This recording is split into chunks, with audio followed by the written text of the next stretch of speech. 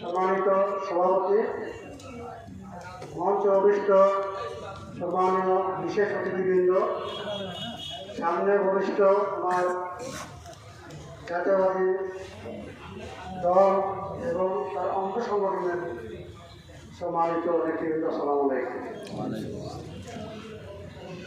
আজকে আমরা এখানে এসেছি কেন? আমরা এসেছি দুটো আঙ্গিকে আমরা আন্দোলন করেছি। 5ই আগস্ট পার হয়েছে।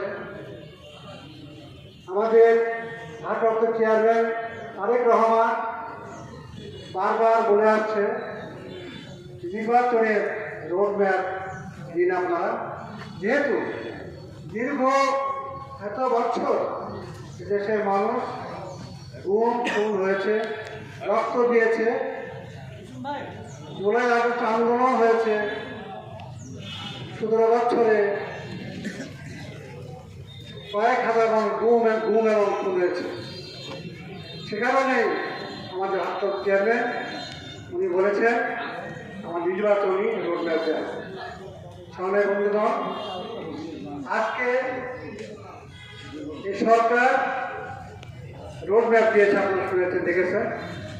তাহলে আমাদের কি করতে হবে? এখন আমাদেরকে আগামী নির্বাচনে প্রস্তুতি নিতে হবে।